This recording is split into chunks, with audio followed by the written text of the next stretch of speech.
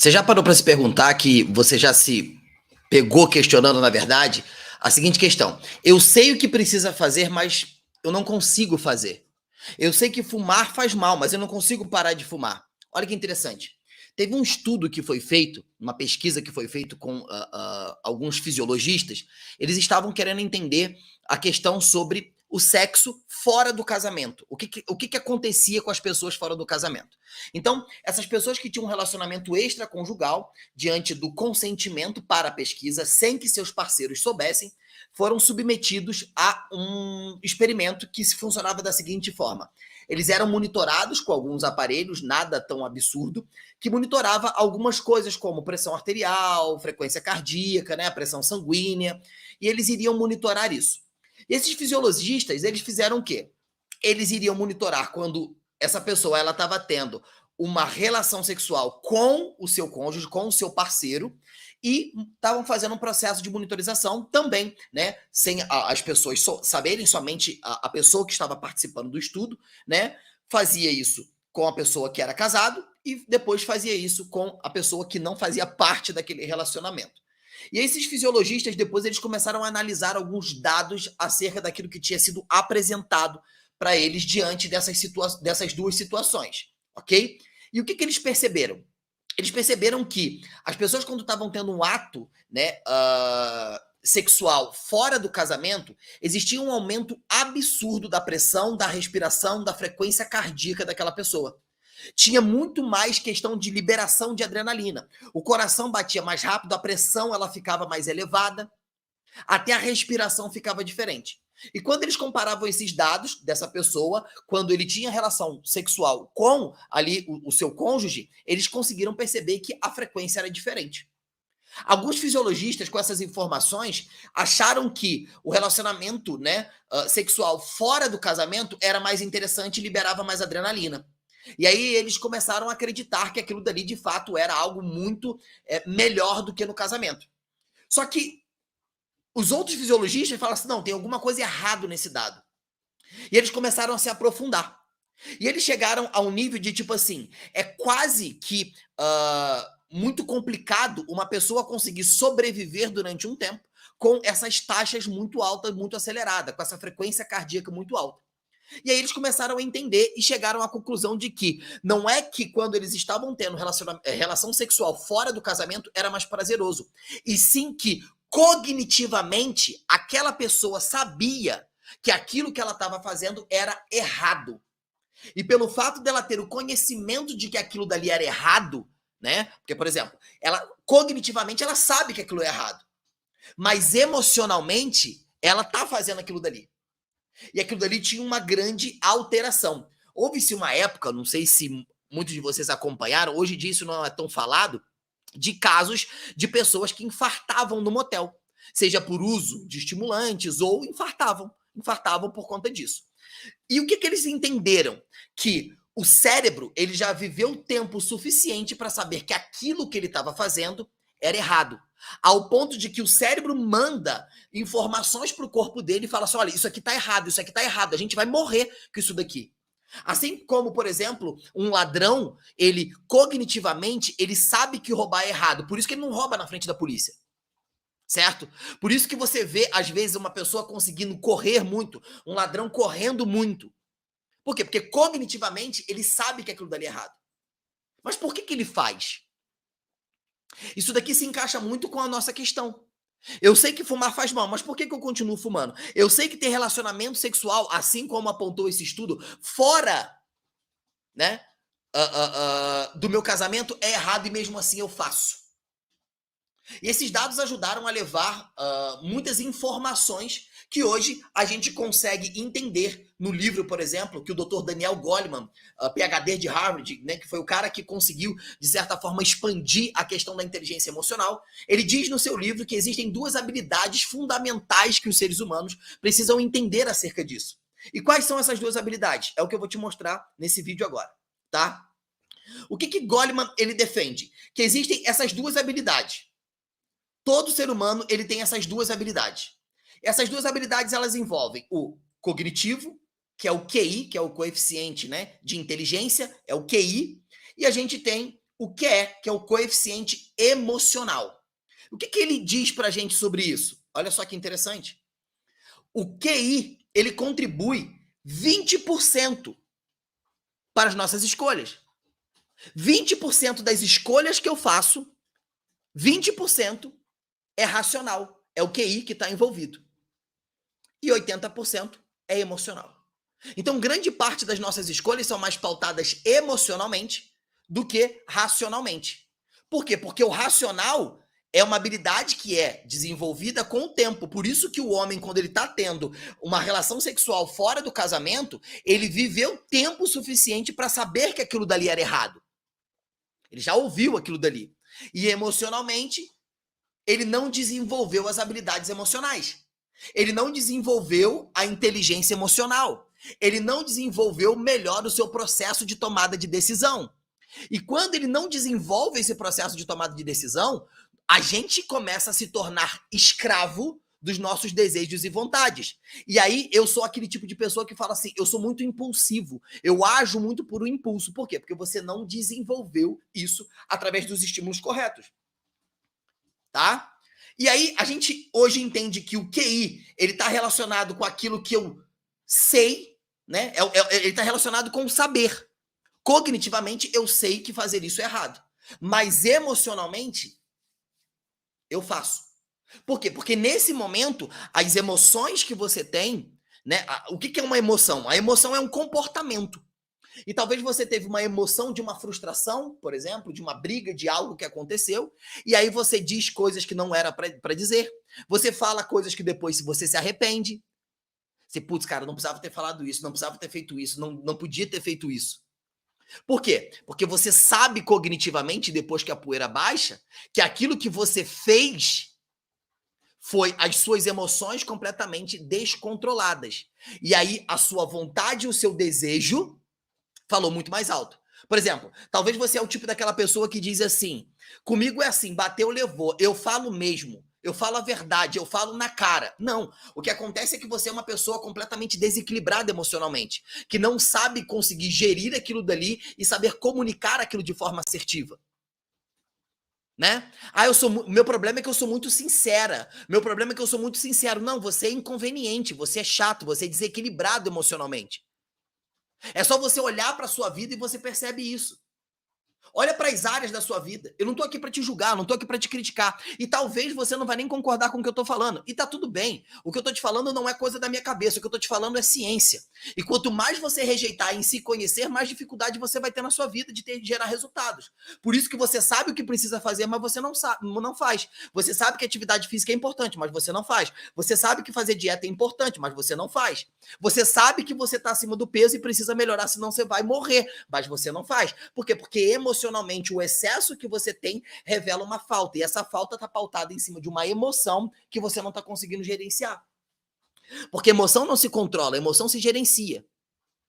Ok? O QI, Deus criou para que, ao longo do tempo, o saber o que é certo.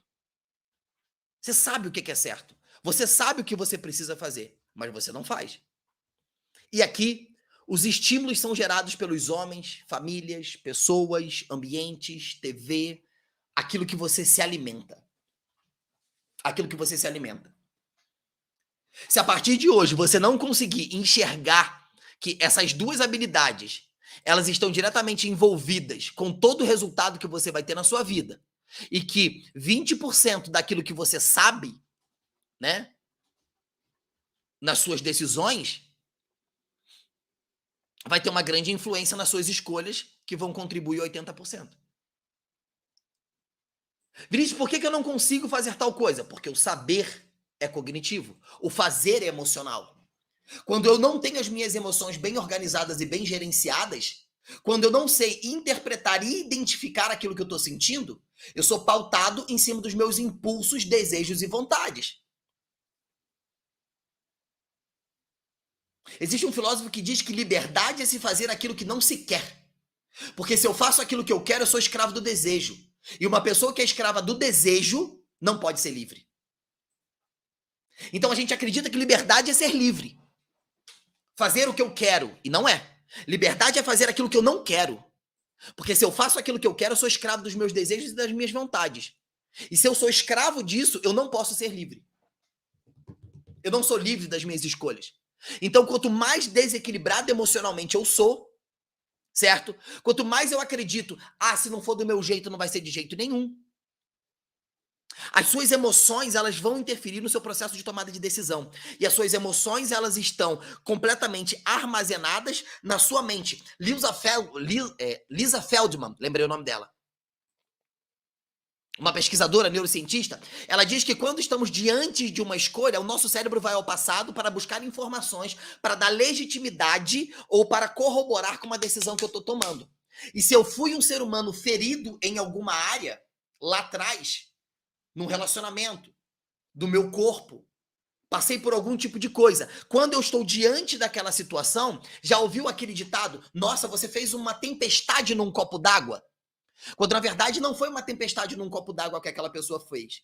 Que quando ela estava diante daquela situação, o cérebro dela foi até o passado, buscou um evento semelhante, porque o nosso cérebro é uma máquina de fazer associações. Buscou um evento semelhante àquilo que você está vivendo no agora. E aquele evento, ele te remete à dor, você, numa forma de reação, tem aquele impulso de agressividade, de falar aquilo que não se deve falar. Então, quanto maior a dificuldade que você tem de desenvolver o seu coeficiente emocional, as suas emoções, para analisar isso daqui que eu vou te explicar agora. Você já passou por muita dificuldade na vida. Muita dificuldade. E talvez essas dificuldades que você passou não exigiu de você que você fosse muito inteligente. Mas exigiu de você que você fosse emocionalmente mais forte. Certo? Por exemplo, perder uma pessoa exige de você inteligência ou exige de você ser uma pessoa emocionalmente mais forte? O que você acha? Para dar certo na vida, a gente precisa aprender a controlar as nossas emoções. As nossas emoções, elas vão conseguir, de certa forma, construir cenários de filmes de Hollywood, de romance, de esperança, de vitória ou filmes de terror. Só que cognitivamente nós temos um viés cognitivo negativo, ou seja, a gente pende muito mais para o negativo do que para o positivo. E isso demonstra que a gente tem uma dificuldade no processo de gerenciamento das nossas emoções. São aquelas pessoas que são sempre uma bomba, relógio, que a qualquer momento explode, que basta você ter deixado uma coisinha fora da outra, aí você diz assim, foi a gota d'água que transbordou o copo. Deixa eu te falar, o que transborda o copo nunca é a gota. O que transborda um copo é as gotas que você não secou quando começou a pingar dentro do copo. Você consegue entender isso? Se a primeira gota que pingou no copo você fosse lá e secasse, ou seja, emocionalmente resolvesse isso, esse copo não iria transbordar com uma única gota. O problema é que muitas das pessoas hoje são uma panela de pressão, que carregam tanta pressão, tanta dor, tanta angústia, tanta mágoa, tanta dificuldade, que começam a ter dificuldade de enxergar uma vida melhor, de enxergar um mundo melhor, de se enxergar como uma pessoa melhor, de se enxergar até mesmo merecedor. E talvez você sabe, cognitivamente. Você sabe que você é uma pessoa esforçada, que você é uma pessoa dedicada, que você é uma pessoa que trabalha muito. Mas mesmo assim você não tem o dinheiro que quer, você não tem o relacionamento que deseja, você não tem as coisas que você almeja. Por quê? Porque o saber é cognitivo. O fazer é emocional.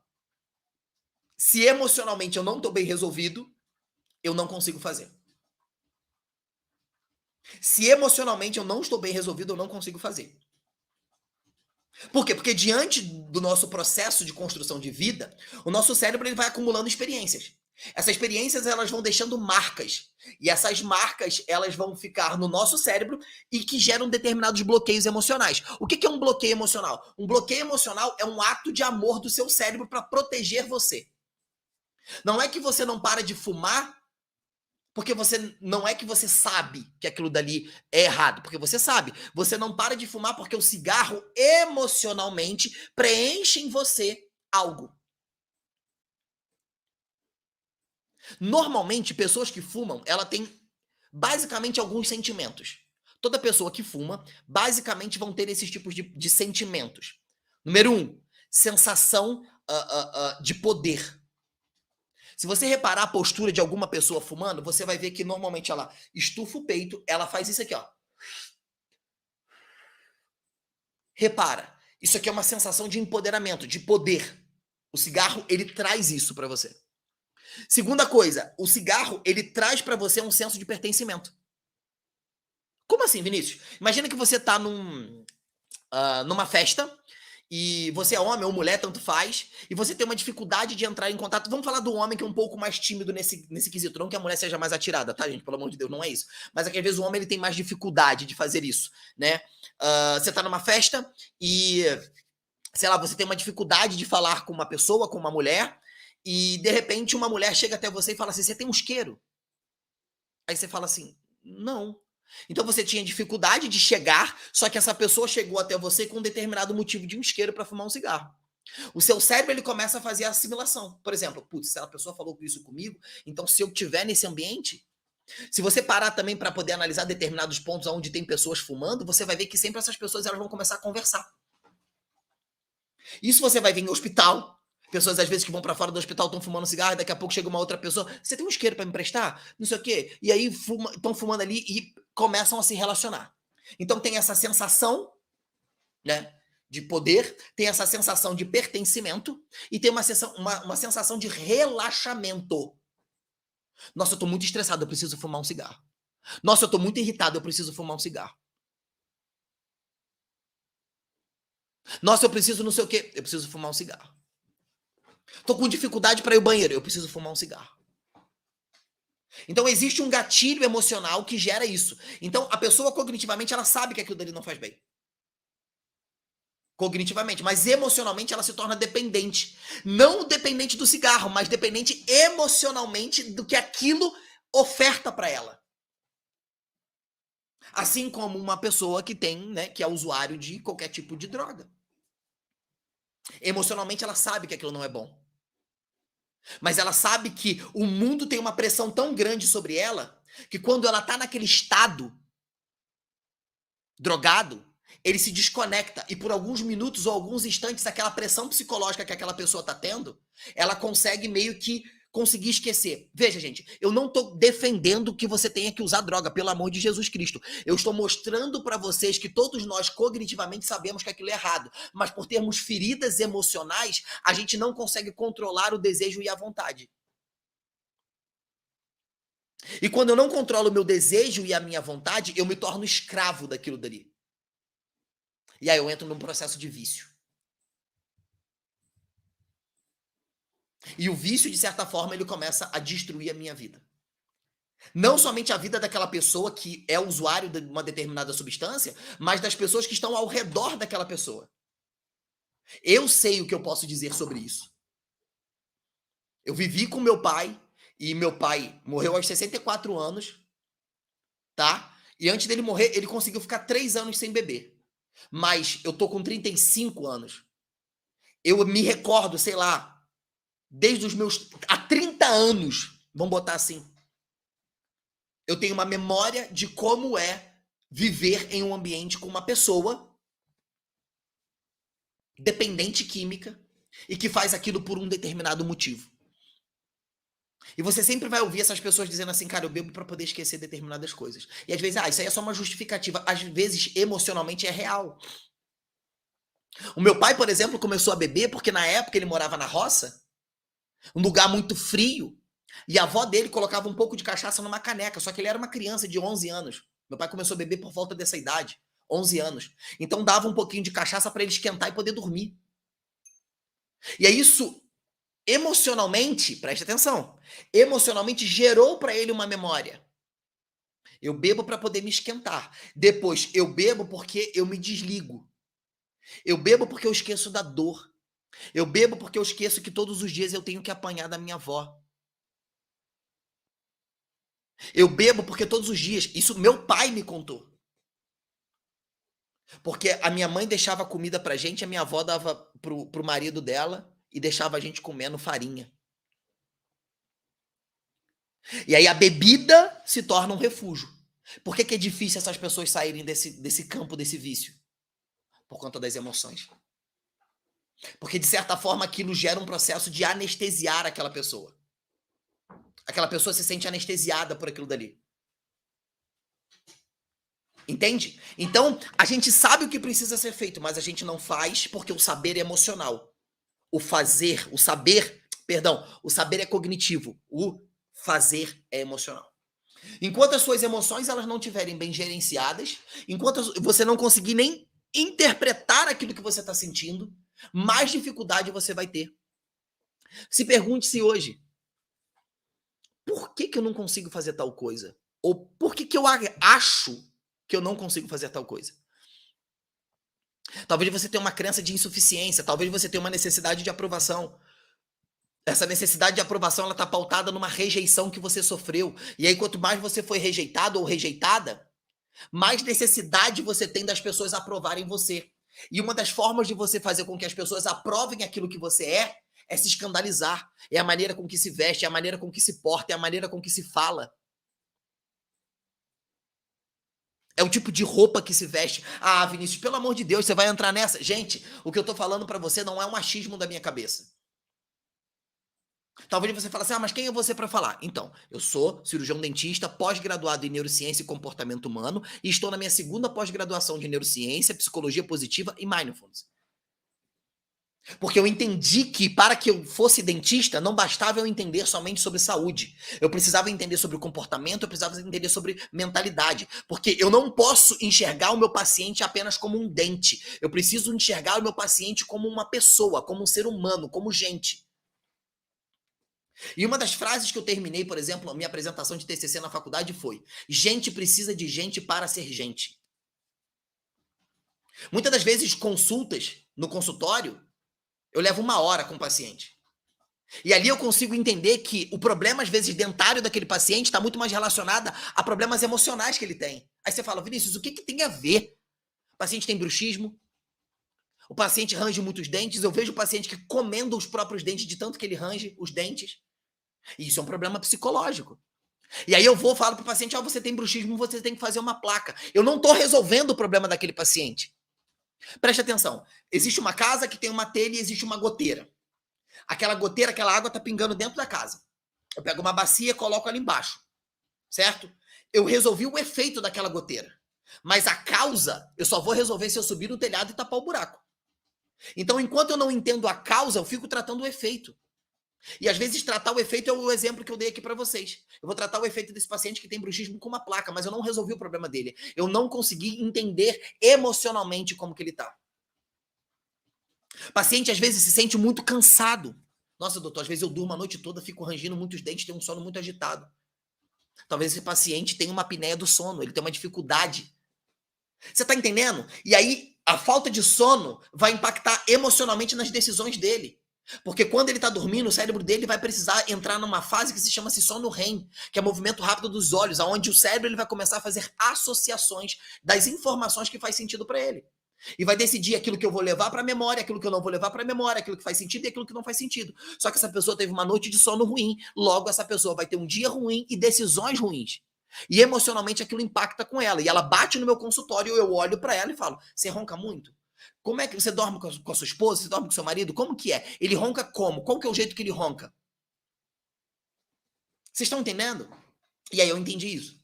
E aí eu comecei a perceber que aquilo que eu queria me tornar, eu precisava saber cognitivamente como que era.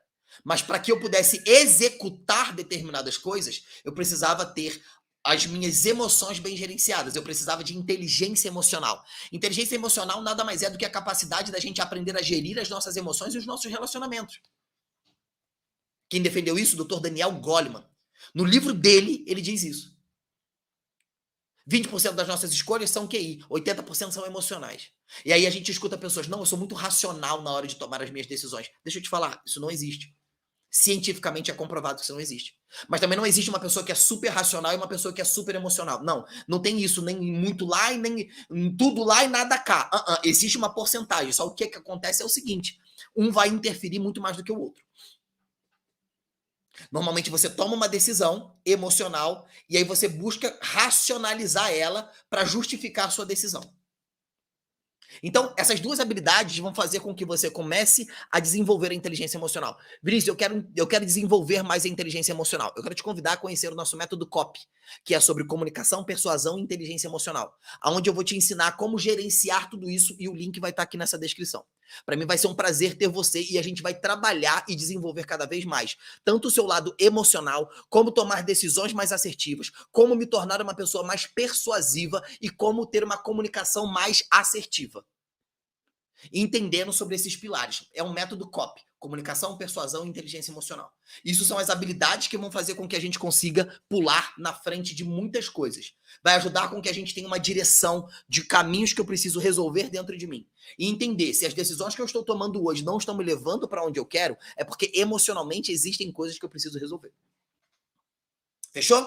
Espero que esse vídeo tenha te ajudado. Eu quero saber se você chegou até o final desse vídeo. Escreve aqui o que você aprendeu de fato nesse vídeo, se esse vídeo foi relevante para você, que eu vou ler todos os comentários, tá? E vou responder todos vocês. Vai ser um prazer. Fechou? Tamo junto. Ah, e deixa também aqui sugestão do que vocês querem que a gente grave aqui no canal. Beleza? Tamo junto. Até depois do fim e até a próxima aula.